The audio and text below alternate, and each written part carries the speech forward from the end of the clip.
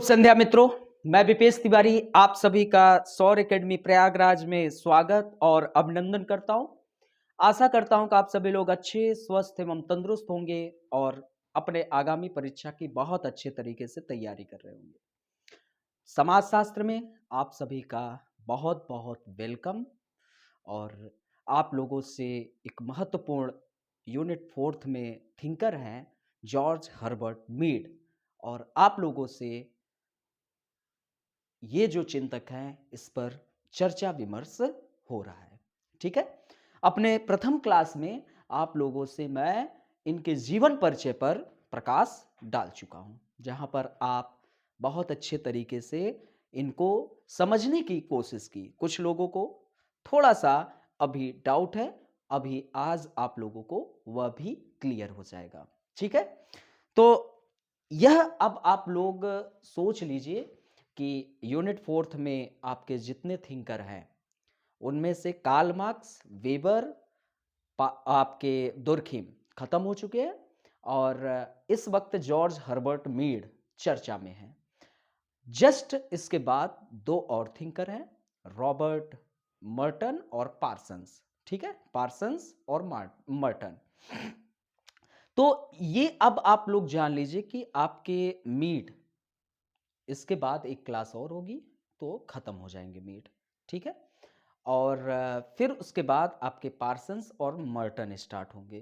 तो कोशिश ये करिए कि आप सभी लोग अधिक से अधिक अध्ययन करें और आप लोगों का जो क्लासेस है वह अब, ठीक है, आज लास्ट क्लासेस है फ्री का।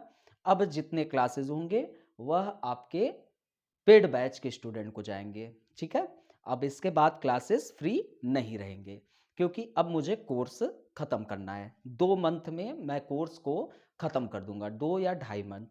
तो अब आप लोगों को मैं यह बता दूं कि आप लोगों का जो भी विद्यार्थी एडमिशन लेना चाहते हैं वो बिल्कुल जितना जल्दी हो सके सोशियोलॉजी में ले लीजिए एडमिशन, ताकि आप लोगों का कार्य तेजी से स्टार्ट हो। ठीक है, सोशियोलॉजी में 15,000 फीस है और प्लीज आप लोग वीडियोस को अधिक से अधिक थोड़ा शेयर किया करिए ताकि और लोग परिचित हो। और आप हमारे विद्यार्थी हैं तो जो कोई अगर समाजशास्त्र वैकल्पिक विषय लेना चाहता है तो आप उनको मेरे पास जरूर भेजिए। चलिए हम अब आपके जॉर्ज हर्बर्ट मीड पर चर्चा विमर्श प्रारंभ करते हैं। तो अभी मैं थोड़ा सा रिवीजन करा देता हूं कि मीड पर आप लोग थोड़ा सा रिवीजन कर लीजिए। आपको ये पता ही हो गया होगा कि 20वीं सदी का ये दर्शन लेकर आप लोगों के बीच उपस्थित हुए। 20वीं सदी का दर्शन, क्योंकि इनका जो जन्म हुआ 27 फरवरी 1863 को और इनकी जो डेथ हुई वह 26 अप्रैल 1931 को। ये आपको पता है कि ये एक अमेरिकी समाजशास्त्री थे। ठीक है, अमेरिका से इनका संबंध था, तो अमेरिकन समाजशास्त्री ये थे। ठीक है, तो ये भी अब आप लोग जान लीजिए। अभी तक आपने जिन थिंकर को पढ़ा वो यूरोप के थे, लेकिन ये अमेरिकन समाजशास्त्री हैं, है ना। तो 20वीं सदी का दर्शन लेकर आते हैं अमेरिकन समाजशास्त्री ये है। ठीक है, बहुत फेमस समाजशास्त्री हैं और इनका जो जिस विश्वविद्यालय से संबंध था वो शिकागो विश्वविद्यालय से जुड़े हुए थे और वहां पर कई प्रतिष्ठित लोग मौजूद थे, उनमें से एक यह भी है। इनका जो लालन पोषण हुआ वह प्रोटेस्टेंट ईसाई धर्म के एक मध्यम वर्गीय फैमिली में इनका लालन पालन पोषण हुआ। अब ये जो है प्रतीकात्मक अंतःक्रियावाद का दर्शन देते हैं। कौन सा? प्रतीकात्मक अंतःक्रियावाद। प्रतीकात्मक अंतःक्रियावाद।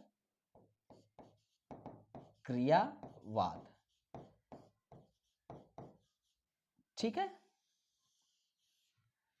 ये जो शब्द है इसको अगर सही कहें, प्रतीकात्मक अंतःक्रियावाद का जो शब्द है वो हर्बर्ट ब्लूमर ने जन्म दिया था, लेकिन इस अवधारणा को मीड ने ही प्रतिपादित किया था। ठीक है, यहां तक हम लोगों ने कल बहुत अच्छे से चर्चा किया। अब जो मीड साहब थे वो बहुत अच्छा इनकी लेखन शैली नहीं थी, लिखने उखने में ये सक्षम नहीं थे। इस कारण इन्होंने अपनी स्वयं कोई बुक नहीं लिखी। ठीक है, इन्होंने स्वयं कोई बुक नहीं लिखा। ठीक है, स्वयं कोई बुक नहीं लिखा क्योंकि इनकी लेखन शैली बहुत गंदी थी। लेकिन एक ही पुस्तक जो उनके नाम से प्रकाशित हुई, वह किनके द्वारा? उनके विद्यार्थियों द्वारा। जो उनके विद्यार्थी थे, वह क्लास में कुछ बोलते थे, है ना? तो उनको वो लोग संकलित किया करते थे और संकलित कक्षा में दिए गए जो व्याख्यान थे, उसी को उन्होंने किताब के रूप में वर्णित कर दिया। तो उस किताब का क्या नाम था? Mind, self and society. Mind, self and society. ठीक है, ये इनकी महत्वपूर्ण बुक है। क्या नाम है? माइंड, सेल्फ एंड सोसाइटी, मन, स्व और समाज। और ये जो पुस्तक थी, हर्बर्ट जो आपके मीड साहब हैं, जब उनकी डेथ हुई 1931 में और उनके मरणोपरांत 1934 को प्रकाशित हुई थी। कब? 1934 को प्रकाशित हुई। और इन्होंने इस मतलब कि इस पुस्तक में प्रतीकात्मक अंतःक्रियावाद के सिद्धांत के आधार के रूप में इनको श्रेय दिया जाता है।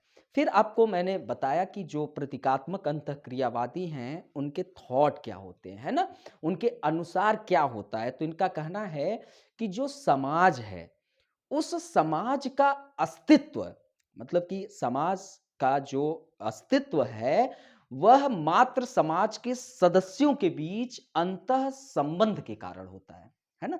अर्थात कि समाज अगर बचा हुआ है, तो उसके पीछे कारण यह है कि समाज में उपस्थित जो सदस्य हैं, उनके बीच एक अंतः संबंध होता है। उसके कारण आपका समाज क्या है? बचा हुआ है। और फिर आगे ये कहते हैं प्रतीकात्मक अंतःक्रियावादी लोग कि मनुष्य एवं समाज दोनों का सह अस्तित्व होता है। मनुष्य समाज को स्वरूप प्रदान करता है और समाज जो है वह मनुष्य को स्वरूप प्रदान करता है। अर्थात कि समाज एवं मनुष्य दोनों का सह अस्तित्व है, अर्थात कि दोनों जिंदा हैं। इसका कारण क्या है? इसका कारण यह है कि समाज मनुष्य को प्रारूप प्रदान कर रहा है और मनुष्य समाज को। फिर यह जो प्रतीकात्मक अंतःक्रियावादी हैं, यह मुख्यतः क्या समझाने का प्रयास कर रहे हैं? तो यह समझाने का प्रयास कर रहे हैं कि किस प्रकार एक व्यक्ति के व्यक्तित्व का विकास होता है। मतलब कि कैसे एक व्यक्ति का व्यक्तित्व जो है वह विकास करता है। और इनका जो प्रतीकात्मक अंतःक्रियावादी है, इनका मुख्य उद्देश्य यह समझाने का भी है कि किस प्रकार एक व्यक्ति का स्व अर्थात कि आत्म, स्व अर्थात कि उस व्यक्ति का आत्म, सेल्फ, इंग्लिश में कहें तो सेल्फ। तो ये जो प्रतीकात्मक अंतःक्रियावादी थे, उनका मुख्यतः यह समझाने का भी था कि किस प्रकार एक व्यक्ति का स्व अर्थात कि उसका आत्म, सेल्फ, उसके पहचान अर्थात कि तादात्म, उसके पहचान अर्थात कि तादात्म, अर्थात कि इंग्लिश में बोले आइडेंटिटी को जन्म देता है।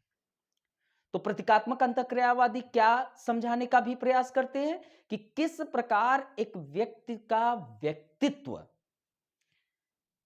किस प्रकार एक व्यक्ति का व्यक्तित्व मतलब कि एक व्यक्ति का स्व अर्थात कि उसका आत्म, सेल्फ, उसके तादात्म अर्थात कि आइडेंटिटी को जन्म देता है। यहां तक आप लोगों को सारी चीजें चर्चा हुई थी अपने पिछले क्लास में। अब मैं आप लोगों से चर्चा क्या करने वाला हूं? अब मैं आपसे चर्चा करने वाला हूं कि प्रतीकात्मक अंतःक्रियावादी का अर्थ है ना, कई लोगों का पूछना था, तो चलिए बात करते हैं और अच्छे से। ठीक है, अभी तक ये पता चल गया कि ये क्या सोचते हैं, है ना। चलिए, प्रतीकात्मक अंतःक्रियावाद। अब इसी शब्द में देखिए, अंतःक्रियावाद।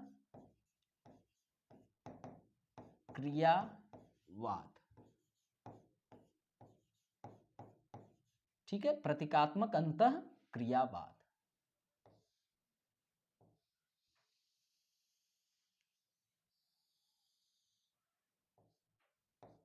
ठीक है, इनका यह सोचना है कि मान लो ये समाज है, क्या है, ये आपका समाज है।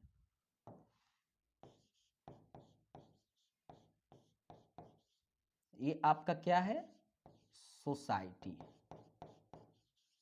समाज। ठीक है, ये आपका क्या हो गया, सोसाइटी, समाज। क्लियर। तो समाज का जो अस्तित्व है, इसका जो अस्तित्व है, समाज का अस्तित्व जो है, अब यहां पर कई सदस्य हैं।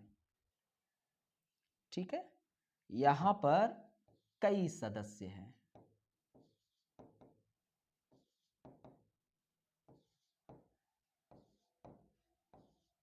मैं बना दे रहा हूं, यहां पर कई सदस्य हैं। सोसाइटी में सदस्य रहेंगे, है कि नहीं।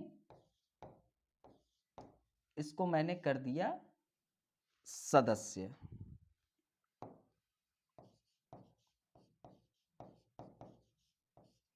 क्या हो गए, सदस्य।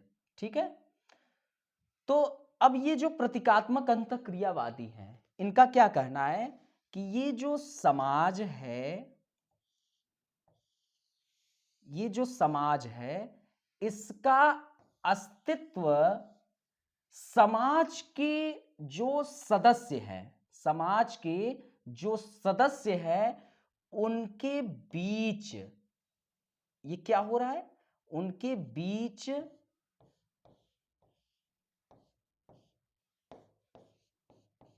बहुत अच्छे से क्लियर कीजिए, समझिए, सदस्यों के बीच उपस्थित अंतःक्रियाओं पर आधारित होता है।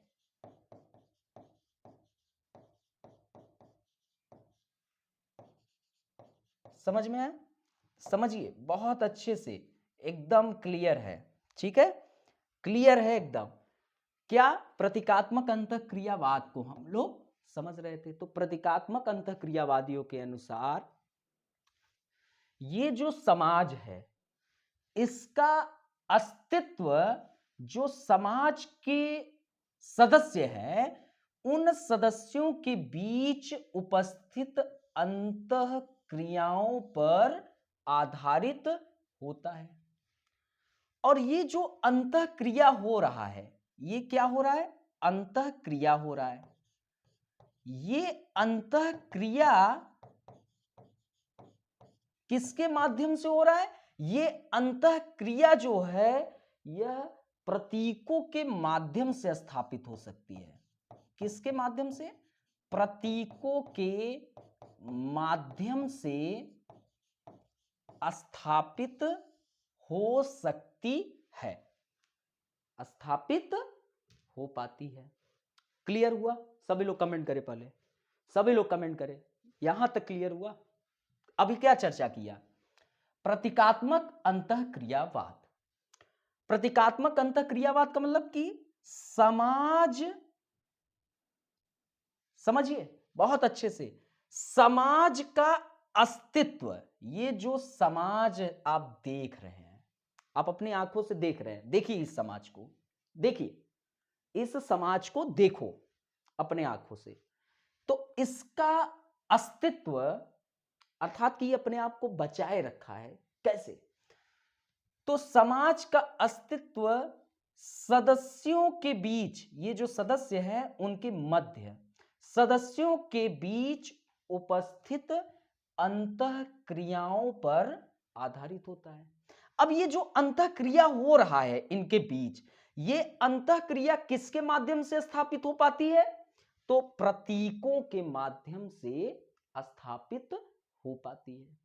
अब आपके मन में ये देखिए, प्रतीकों, प्रतीकात्मक अंतःक्रियावाद शब्द देखिए, अंतःक्रिया किसके बीच हो रहा है? समाज के सदस्यों के बीच उपस्थित। और अंतःक्रिया कैसा है? प्रतीकों के माध्यम से।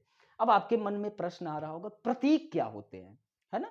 चल, ये प्रतीक जो होते हैं, ये आपके प्रतीक भाषा, लिपि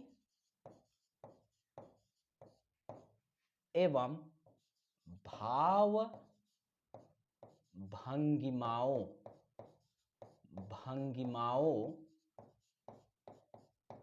के रूप में हो सकते हैं। समझ में? अब ये जो अंतःक्रिया कर रहे हैं, अब आप अपने समाज में जाओ, जिस समाज में, सोसाइटी में आप रह रहे हो, जिस सोसाइटी में आप रह रहे हो, वहां जाओ, तो वहां आप देखोगे उस सोसाइटी का अस्तित्व कैसे बचा हुआ है। इसीलिए बचा है ना कि आप अपने घर के आसपास पड़ोसियों से आपका एक अंतःक्रिया हो पा रही है।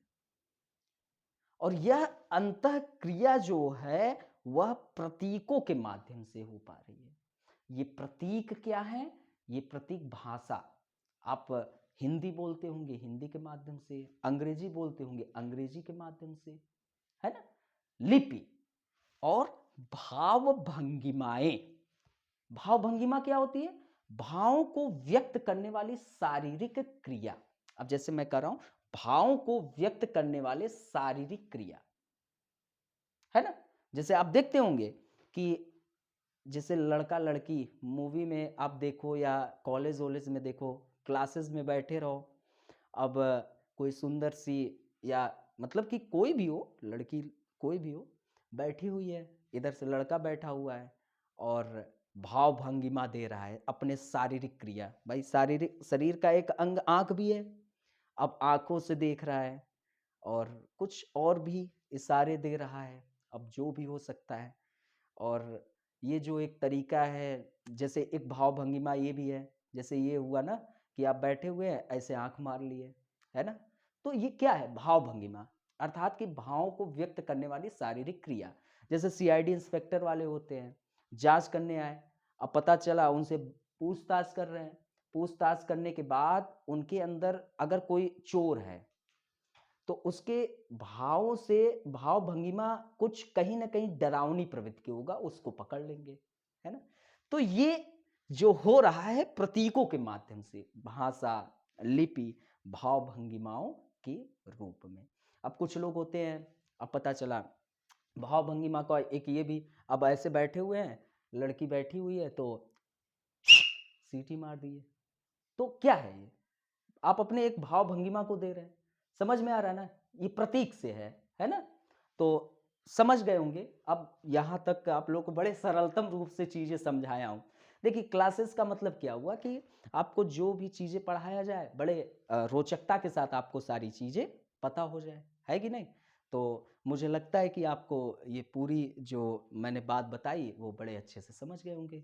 अब आप प्रतीकात्मक अंतःक्रियावाद को समझ गए। अगर सिंपल तरीके से कहा जाए, प्रतीकात्मक अंतःक्रियावाद के अनुसार समाज का अस्तित्व, समाज का अस्तित्व समाज के सदस्यों के बीच उपस्थित अंतःक्रियाओं पर होता है। यह अंतःक्रिया प्रतीकों के माध्यम से स्थापित हो पाती है और ये प्रतीक भाषा, लिपि, भाव भंगिमा के रूप में होती है। ठीक है, यहां तक अब आप लोगों को क्लियर हो गया होगा। अब आते हैं हम आत्म एवं तादात्म्य। जो आप यूपीएससी का सिलेबस देखेंगे तो मीड के सिलेबस में क्या चीजें दी गई हैं? आत्म एवं आत्म अर्थात कि स्व एवं तादात्म्य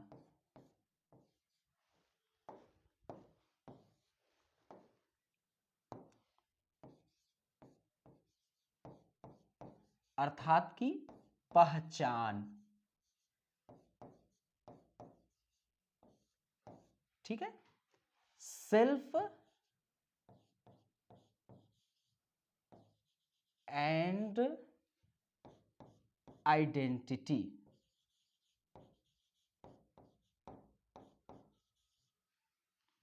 सेल्फ एंड आइडेंटिटी, यहां तक आप लोगों को क्लियर हुआ चीजें? ये आपके यूपीएससी ने अपने सिलेबस में ये टॉपिक दिया है। आप सिलेबस ओपन करके इस चीज को देख सकते हैं। ठीक है, मीड के जो एक जीवन परिचय था उसको मैंने आप लोगों से चर्चा कर लिया कि ये कौन हैं, इनके जो थॉट है वो क्या है ना। अत्यंत आवश्यक होता है किसी भी चिंतक को पढ़ने के लिए, यह बहुत जरूरी होता है कि आपको उसके जीवन के विषय में पता हो, थोड़ी बहुत जानकारी यूपीएससी में। ठीक है, आप कोई नेट जेआरएफ का एग्जाम नहीं दे रहे हैं तो अब नहीं तो इसके इनके महत्वपूर्ण बुक, महत्वपूर्ण चीजें, कई चीजें तब देखना पड़ता है। छोटे छोटे इनके जो महत्वपूर्ण कोटेशन है, बहुत महत्वपूर्ण पॉइंट है, वो प्रश्न पूछे जाते हैं नेट जेआरएफ पीजीटी एग्जाम में। लेकिन यहाँ हम यूपीएससी या स्टेट पीएससी के एग्जाम को देख रहे हैं तो जो सिलेबस में दिया गया है हम उतना जानते हैं। ठीक, और यही सबसे सरलतम स्टडी का तरीका होता है। बहुत ज़्यादा ज्ञान लेने से अच्छा है कि जितना ज़रूरत है बस उतना, हमको पीएचडी तो करना नहीं है। तो इस सिलेबस को अब हम लोग अच्छे तरीके से जानते हैं। ठीक है, तो यहाँ तक कोई समस्या, कोई दिक्कत, सब क्लियर है? आगे चला जाए? सभी लोग कमेंट कर दो एक बार कमेंट बनता है, सभी लोग जो लाइव हो एक बार कमेंट। ठीक है, तो चल दे, चल।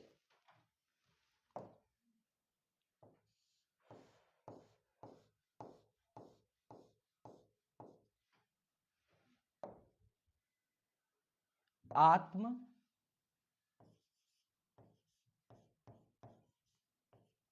एवं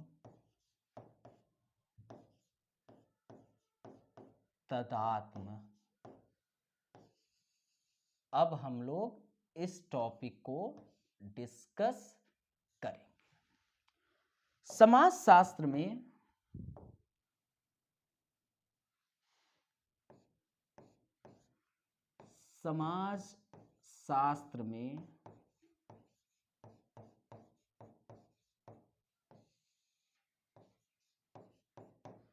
प्रतीकात्मक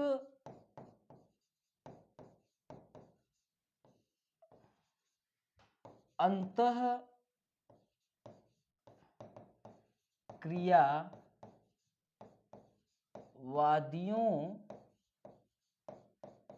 की मुख्य रुचि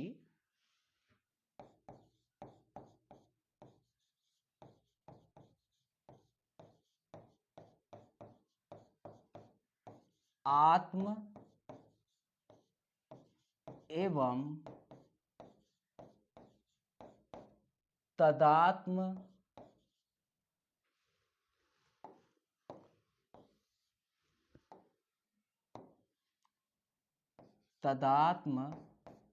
नोट्स भी साथ में बनाते चलिए। तदात्म को स्पष्ट करने की रही।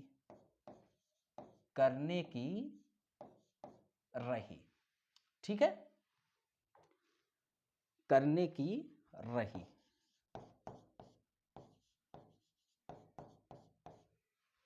ये जो प्रतीकात्मक अंतःक्रियावादी थे, है ना, इनका समाज शास्त्र में जो महत्वपूर्ण, अगर इनकी योगदान को देखा जाए तो यह था, इनकी जो एक इंटरेस्ट थी, रुचि जो थी, वह था कि हम आत्म एवं तादात्म्य सेल्फ एंड आइडेंटिटी, आत्म एवं तदात्म को स्पष्ट करने की रही। इनके अनुसार मनुष्य एवं समाज दोनों का सह अस्तित्व होता है। मनुष्य समाज को स्वरूप प्रदान करता है और समाज मनुष्य को स्वरूप प्रदान करता है। तो इनके अनुसार क्या रहा? उनके अनुसार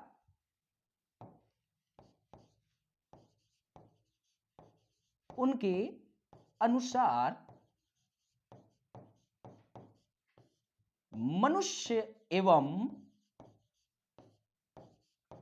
समाज, अच्छा कितना प्यारा शब्द लगता है ना, समाज।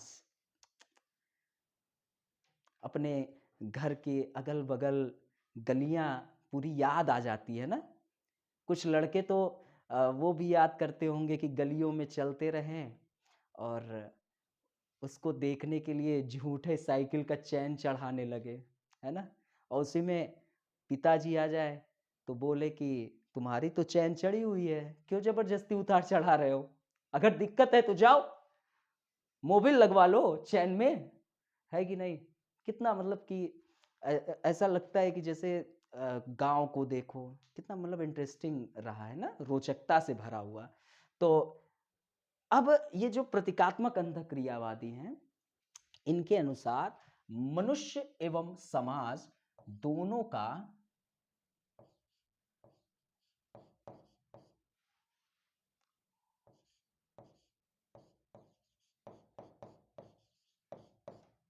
का सह अस्तित्व होता है।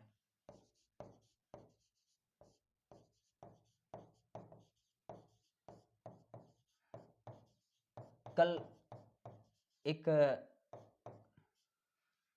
सह अस्तित्व होता है। एक व्यवहारिक समारोह में कल सम्मिलित हुए तो मुझे बड़ा रोचक लगा कि जो वो मेकअप होता है गर्ल्स लोग करते हैं, इतना खतरनाक कैसे करते हैं ये नहीं समझ में आता।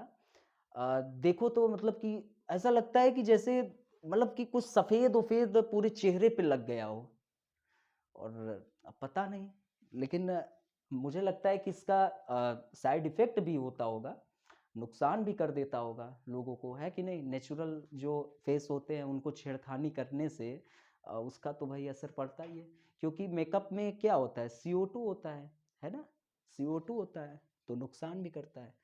तो चलिए अपने टॉपिक पे आए। थोड़ा बहुत बात, देखिए मैं थोड़ा बहुत आपको समाज सिखा रहा हूँ। जैसे कुछ लोगों से बातचीत होती है तो लोग कहते हैं कि सर 2 लोगों की शादी होती है, क्या ज़रूरत है इतने फालतू लोगों को बुलाने की, प्रेशर बढ़ता है। अरे हम कह रहे हैं कि आप अपने घर से शुरुआत करो ना, अपने घर में खुद से शुरुआत करो। हम कह रहे हैं तुमको तो शादी में इंटरेस्ट ही नहीं है और चले हो प्रवचन देने। जो विवाह कार्यक्रम हो रहे हैं ये सब फालतू के ढपूंचला है। एक लड़की ही एक दूसरे की लड़की का बहुत बड़ी समाज में दुश्मन रही है। अभी आप लोगों को बहुत एक इंटरेस्टिंग टॉपिक लेकर आ रहा हूं, रजो धर्म की राजनीति। जो पीरियड होते हैं उन पर जो एक राजनीति बनी हुई है उस पर आप लोगों को बहुत इंटरेस्टिंग टॉपिक लेके आ रहा हूं। कल या परसों पे क्लासेस होगी, आप उनको समझिए। आप समझेंगे, देखना आप लोगों को बहुत मजा आएगा। और आप लोगों को एक शॉर्ट मूवी है, आप लोग मुझे कमेंट करना, जो जो है कमेंट करना, मैं उस मूवी को उनको पर्सनल भेज दूंगा। आप उस शॉर्ट मूवी को देखिए, बहुत अच्छा लगेगा।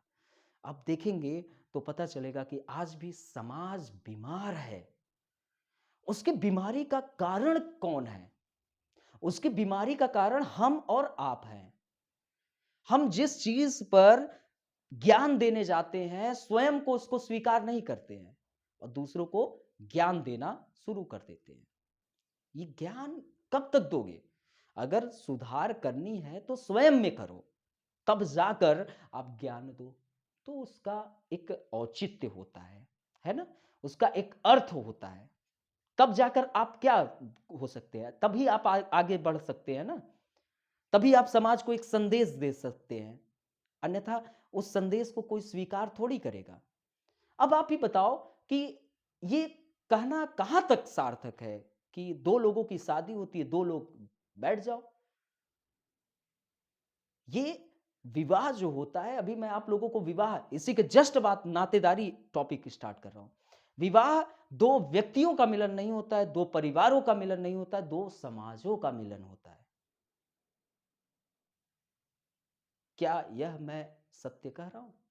लोग शामिल हो रहे हैं, इसी बहाने उसके प्रूफ बनते हैं। हाँ, उसमें जो समस्याएं विद्यमान है उसको हम खत्म करें। जैसे फालतू के भोजन जो वेस्ट होते हैं, उसको खत्म करिए। उसको कोई नहीं खत्म करेगा। दहेज अगर खत्म करना है, दहेज को खत्म करिए। जो भाई दहेज हम ले रहे हैं, दे भी रहे हैं, तो ये कैसे रुकेगा? या तो हम दे ही ना, इसको खत्म करो। खत्म जहां करना है उसे करो। खाना खिलाना कोई पाप है क्या? अगर विवाह हो रहा है और लोग उस विवाह का प्रूफ बन रहे हैं, प्रमाण बन रहे हैं, तो उसमें बिल्कुल सम्मिलित होइए, भोजन करिए और निंदा न करिए, उसकी प्रशंसा करिए। उसका जितना अपना सामर्थ्य था, उस सामर्थ्य के अनुसार उसने वह कार्य किया। और भोजन कभी अछूत नहीं होता है। जिस दिन 3 दिन अगर आपको भोजन नहीं मिलेगा, वही जगह आपको 5 दिन की बासी भोजन मिलेगा, आपको वह बासी भोजन ताजे से भी खतरनाक लगेगा। समझ रहे हैं ना? तो इन सब चीजों को समझना होगा। हम एक ऐसे समाज के सदस्य हैं जहां पर हम लोगों के ऊपर बहुत बड़ी जिम्मेदारी है। इन जिम्मेदारियों का निर्वहन करना हमारा प्रथम कर्तव्य है। अभी रास्ते में आप चल रहे हैं, रास्ते में एक केले का छिलका गिरा हुआ है, आपकी नजर पड़ी, आप अगर उसको नजरअंदाज करके आगे बढ़ गए तो अर्थात कि आप में कमी है। आप उसको रोकिए, किसी भी वाहन से है उसको हटा दीजिए, हो सकता है कि एक व्यक्ति की जान बच जाए। रास्ते में चल रहे हैं, कोई गड्ढा देखा, लग रहा है कि वो गड्ढे के कारण कई दुर्घटनाएं हो सकती हैं, कुछ गिर सकते हैं। बिल्कुल हम अपने तरफ से कोशिश कर रहे हैं कि हमारे पास जो है हम उसके तहत उस गड्ढे को पाट देंगे। ये विचार हमारे अंदर होना चाहिए, तभी जाकर हम आगे बढ़ सकते हैं। अब रजोधर्म पर ही तमाम प्रकार की राजनीति, हमारे शास्त्रों में तमाम प्रकार की भ्रांतियां विद्यमान की, आज भी उसको हम ढोते आ रहे हैं। और एक महिला दूसरी महिला की पीड़ा को समझ रही है कि वो किस पीड़ा से इस वक्त सह रही है, लेकिन उसके बावजूद भी इसको फुसफुसाहट का विषय बनाया गया। कितनी बीमारियां उससे पैदा हो रही हैं उनको। अगर उसमें कई प्रकार की गलतियां अगर की जाए तो उससे कई प्रकार की बीमारियां उन्हीं गर्भ में उसी खून से लथपथ 9 महीने का बच्चा पैदा हो रहा है। समाज उस घर के लोग उसको एक्सेप्ट कर रहे हैं, स्वीकार कर रहे हैं, लेकिन उसको स्वीकार नहीं करना चाहते हैं। उसको तमाम प्रकार के आज भी भ्रांतियां हैं, उसको समाज के किसी बाहर झोपड़ी में रहना पड़ता है, क्योंकि यह अशुद्धि का विषय है। तुम अगर छू लिए तो सर्वनाश हो जाएगा। समझ रहे हैं? इस पर टॉपिक लेंगे। तो समाज की जो भी सच्चाइयां हैं, वो सच्चाइयां होती हैं ज्ञान देने से, वो सिर्फ ज्ञान का विषय होता है। अगर खत्म करना है तो स्वयं प्रयास करो, स्वयं, तब जाकर यह खत्म हो सकता है। फिलहाल आते हैं तो समाज शास्त्र में प्रतीकात्मक अंतःक्रियावादियों की जो मुख्य रुचि थी, आत्म, सेल्फ एवं तादात्म्य, क्योंकि इसी सेल्फ से आपको पहचान मिल रही है ना। तदात्म पहचान को स्पष्ट करने की रही। उनके अनुसार मनुष्य एवं समाज, मनुष्य एवं समाज दोनों का सह अस्तित्व है साथ साथ, क्योंकि समाज से मनुष्य अलग नहीं रह सकता है, मनुष्य से समाज का कोई अस्तित्व नहीं, तो दोनों का सह अस्तित्व होता है। मनुष्य समाज को, मनुष्य समाज को स्वरूप प्रदान करता है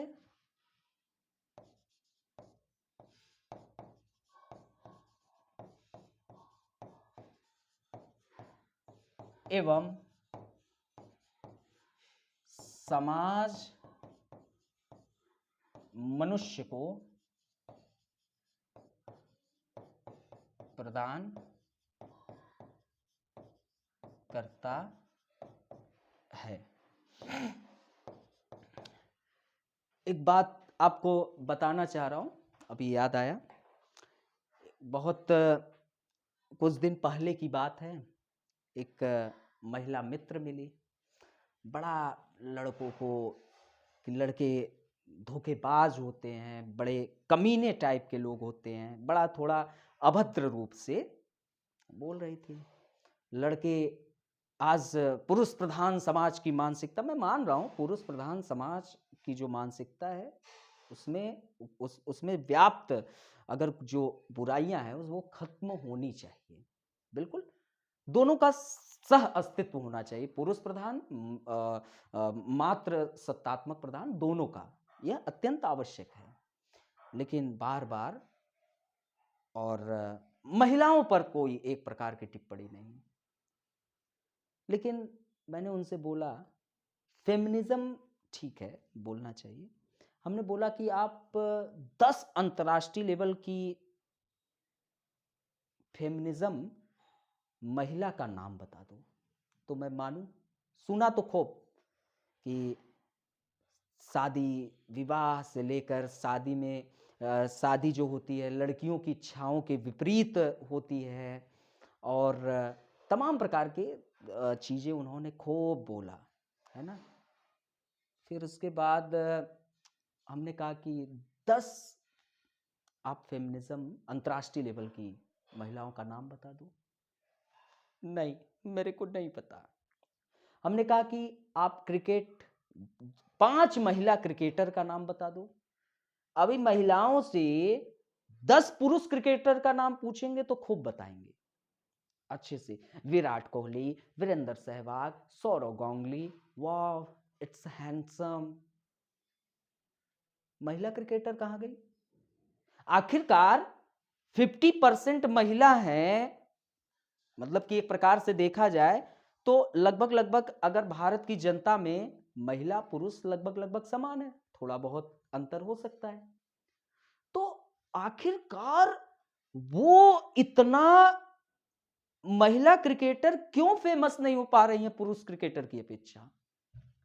इसका कारण यह है कि कहीं ना कहीं महिलाएं उनको नजरअंदाज कर रही हैं। समझ रहे हैं ना? समझिए इस बात को। हमने कहा 10 साइंटिस्ट महिला का नाम बताओ। हमने कहा फर्स्ट महिला डॉक्टर का नाम बताओ। आपको पता है जो भारत की फर्स्ट महिला डॉक्टर थी उनको आगे बढ़ाने में उस पुरुष का ही योगदान था, उनके हस्बैंड का। उनमें व्याप्त कुरीतियों के कारण उनके नवजात शिशु की मृत्यु हो जाती है। उन्होंने कहा कि ये सब छोड़ो, ये तमाम प्रकार की जो कुरीतियां हैं और आगे बढ़ो, और उन्होंने फर्स्ट वुमेन डॉक्टर बनी। जब हम लोग इन लोगों को नहीं पढ़ेंगे, और हर एक चीज स्वतंत्रताएं नहीं होती है, स्वतंत्रता संस्कारों से बंधी हो तो ज़्यादा अच्छा होता है। बहुत उसको आप लोग आनंद उठाएंगे। और संस्कारों के विपरीत स्वतंत्रता है मेरे अनुसार। बाकी आपका जो हो रहा है बिल्कुल जो गलत है वो गलत है, जो सही है वो सही है। स्वतंत्रताएं होनी चाहिए लेकिन संस्कारों से बंध कर, है ना, तो वो ज्यादा सुंदर और सुशील दिखता है। ठीक है, तो आप लोगों से मेरा रिक्वेस्ट है कि यदि आप महिलाओं का मुद्दा, जो भी भ्रांत कुरीतियां हैं, जो भी भ्रांतियां व्याप्त है, उसको आप उठाओ और उनसे संबंधित जो कार्य करने वाली जो राष्ट्रीय एवं अंतर्राष्ट्रीय लेवल की महिलाएं हैं उनसे भी परिचित हो, तब जाकर आपको एंजॉय आनंद आएगा, है ना। चल, तो समाज शास्त्र में प्रतीकात्मक अंतःक्रियावादियों की जो मुख्य रुचि थी आत्म एवं तादात्म्य को स्पष्ट करने की रही। उनके अनुसार मनुष्य एवं समाज दोनों का सह अस्तित्व अर्थात के समान अस्तित्व होता है। मनुष्य समाज को स्वरूप प्रदान करता है एवं समाज किसको, मनुष्य को स्वरूप प्रदान करता है। अब यह जो विचार है, यह विचार ध्यान रखना, यह विचार C.H. कूले ने दिया था। यह विचार किसने दिया था? सभी लोग एक बार कमेंट करो, किसने दिया था? C.H. कूले। C.H. कौन? कूले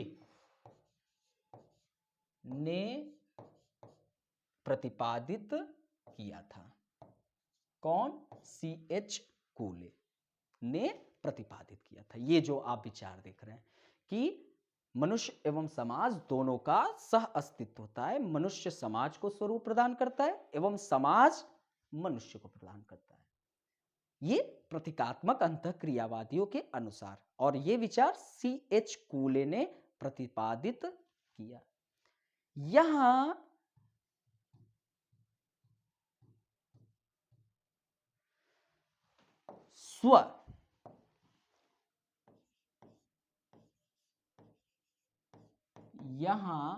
स्व अथवा आत्म, ठीक है। यहां अभी आपको बताया ना, आत्म एवं तादात्म्य को समझाने का था जो इनकी रुचि थी। तो अब आपको पता होना चाहिए ना कि स्व अर्थात कि आत्म क्या होता है। तो यहां स्व अथवा आत्म एक व्यक्ति की, ये एक व्यक्ति है, मान लो कि ये नेहा हो गई या लकी हो गई, कोई भी, ठीक है। तो एक व्यक्ति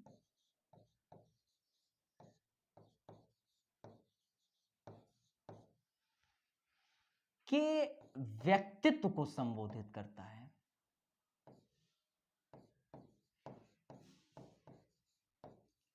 व्यक्तित्व को संबोधित करता है,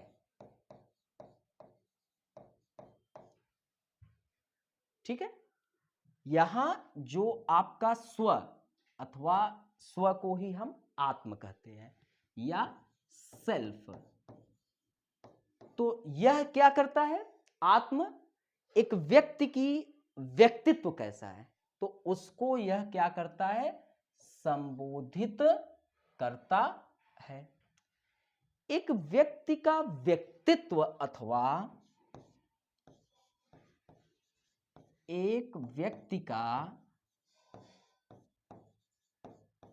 व्यक्तित्व अथवा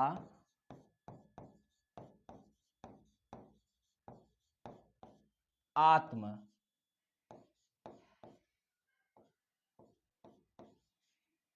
सामाजिक एवं मानसिक तथ्यों का समीकरण है। सामाजिक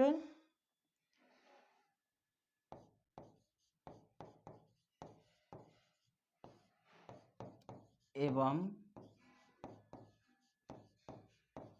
मानसिक तथ्यों का समीकरण है, जो कि उसके व्यवहारों में बार बार बारंबार, ठीक है, जो कि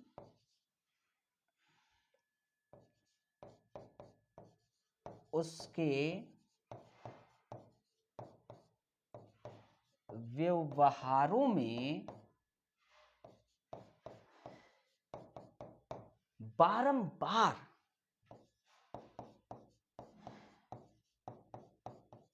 क्या होता है, बारंबार पुनरावृत्ति देखने को मिलती है, पुनरावृत्ति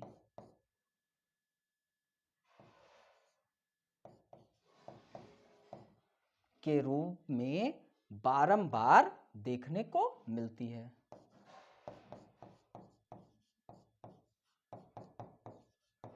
बारंबार देखने को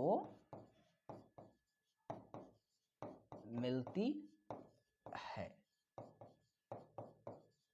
ठीक है।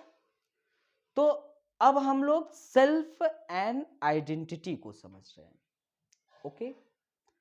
तो यहां स्व अर्थात कि आत्म का जो तात्पर्य है वह यह है कि यह एक व्यक्ति के किसको संबोधित कर रहा है, उसके व्यक्तित्व को,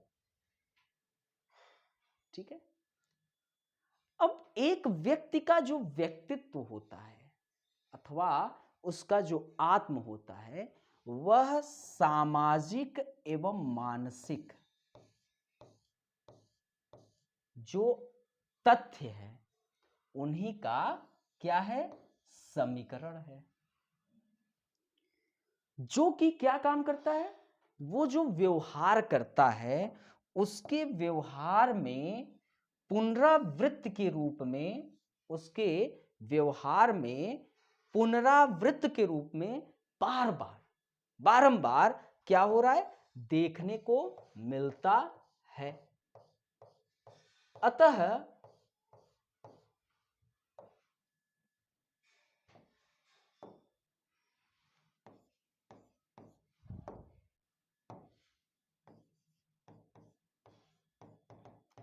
प्रतीकात्मक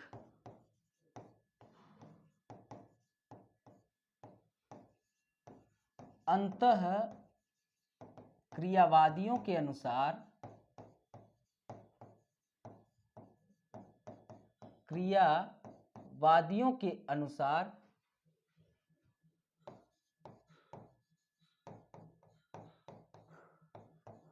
एक व्यक्ति के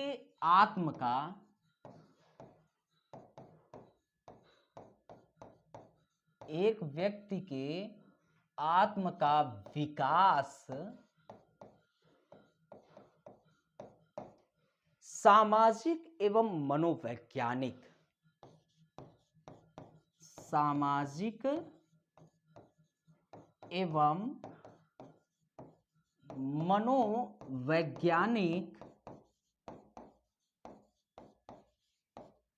कारकों से प्रभावित होता है,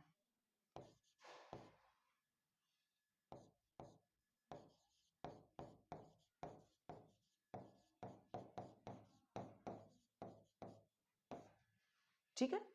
ये प्रतीकात्मक अंतःक्रियावादी को करना है कि एक व्यक्ति के आत्म का जो विकास हो रहा है वह सामाजिक एवं मनोवैज्ञानिक कारकों से प्रभावित होता है। एक व्यक्ति का यह आत्म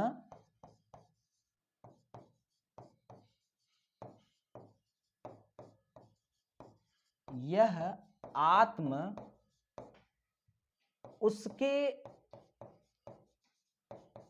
किसको, तदात्म अथवा पहचान को जन्म देता है, तदात्म अथवा पहचान को जन्म देता है। यहां तक क्लियर हुआ? यहां तक आप लोगों को क्लियर हुआ? एक व्यक्ति का सेल्फ है ना, उसका तादात्म्य अथवा पहचान को जन्म देता है। यहां तक क्लियर हुआ आप लोगों को? कोई भी अगर समस्या हो तो कमेंट कर सकते हैं, कोई भी दिक्कत हो। ठीक है, यहां तक क्लियर हुआ? बताइए आप लोग, यहां तक कोई समस्या, कोई दिक्कत? चलिए,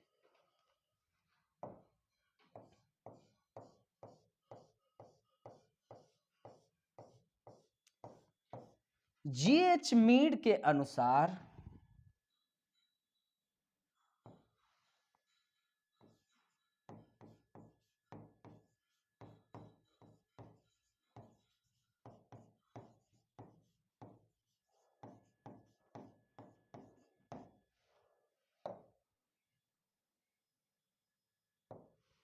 एक व्यक्ति के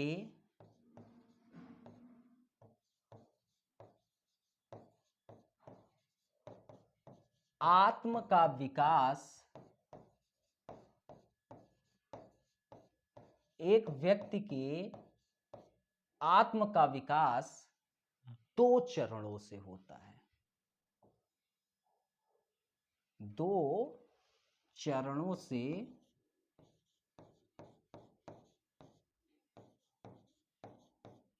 होता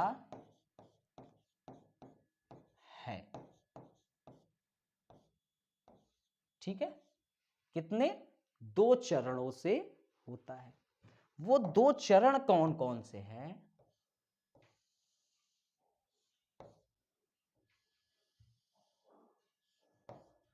पहला चरण है खेल का चरण, जिसको हम कहते हैं द प्ले स्टेज।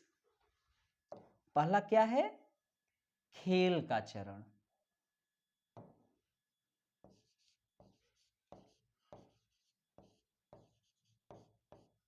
खेल का चरण क्या? The play stage. ठीक है, ये फर्स्ट हो गया।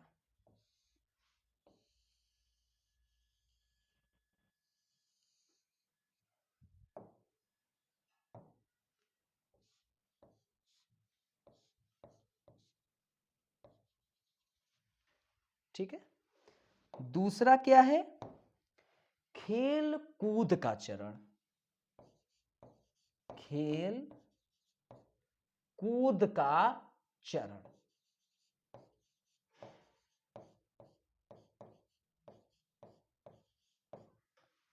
The game stage. The game stage.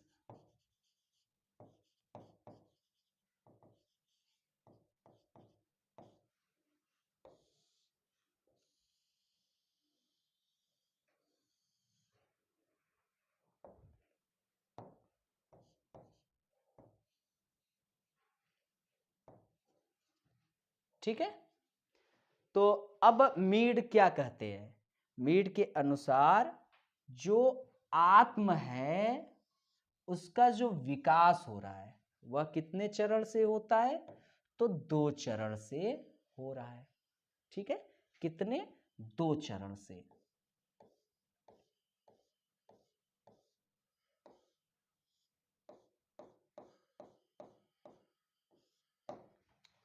First चरण आपका क्या है?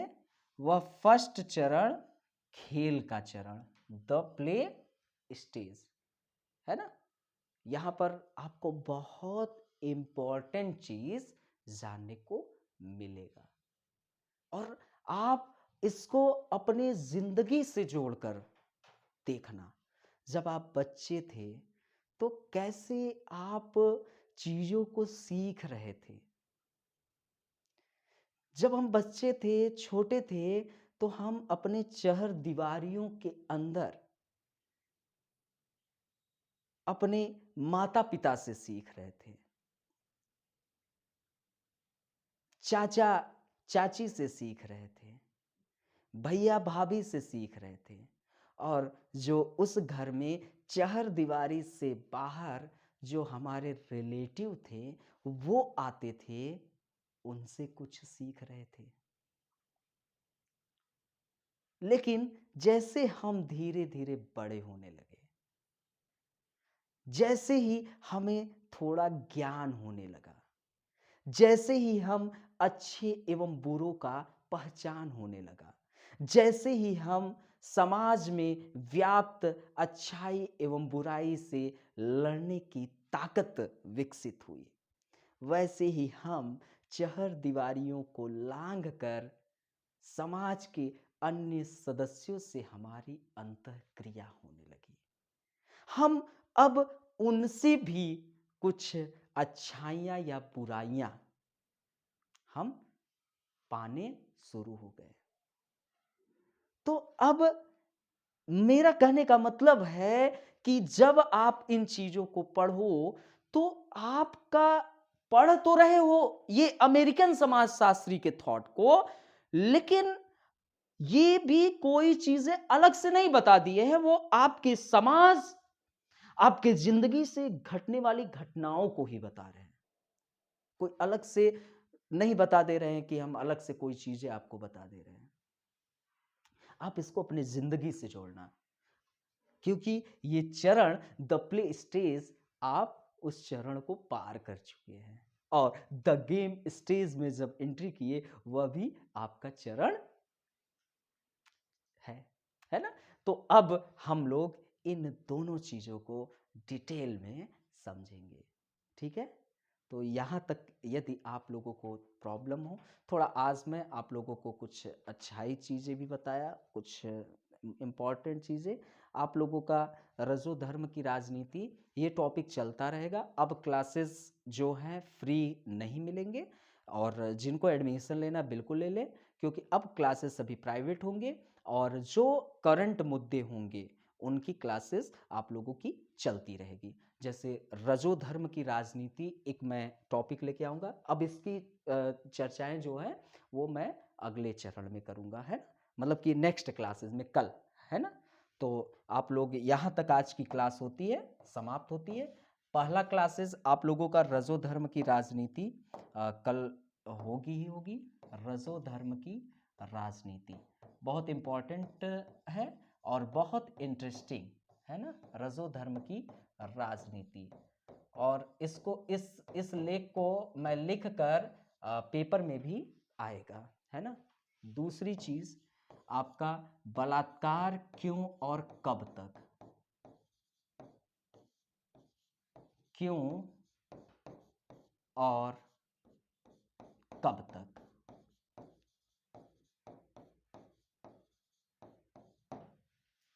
तीसरा क्लास सफेद पोश अपराध, सफेद पोश अपराध।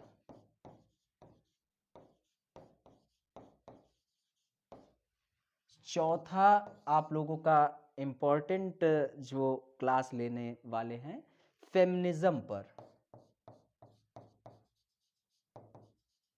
फेमिनिज्म की तो मैं सोच रहा हूं एक सीरीज ही चला दूं, और आप लोगों को प्राचीन काल से लेकर अब तक की पूरी फेमिनिज्म पढ़ा दूं, क्योंकि ये फेमिनिज्म आप पढ़ लेंगे तो या तो कहीं आपकी मान लीजिए कि आप लोग जिंदगी में ज़रूरी नहीं है एग्ज़ाम, एग्ज़ाम तो ठीक है, लेकिन आप चाहेंगे कुछ और बेहतर कार्य करने की, तो फेमिनिज्म टॉपिक बहुत इम्पॉर्टेंट होगा आप लोगों के लिए।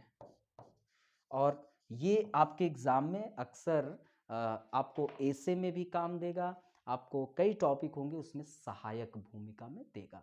तो फेमिनिज्म टॉपिक को मैं बहुत डिटेल में सोच रहा हूँ, इसकी लगभग 10-15 क्लासेस इस पर ले लूँगा, है ना।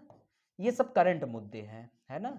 और इस मुद्दे को मैं सोच रहा हूँ, ये सब आपके समाजशास्त्री मुद्दे हैं, बहुत इंटरेस्टिंग है, और आप लोगों को मैं पढ़ा देता हूँ, ठीक है। फिर मिलते हैं नेक्स्ट क्लासेस में, तब तक के लिए मैं विपेश तिवारी आपसे विदा लेता हूँ। Bye bye, take care.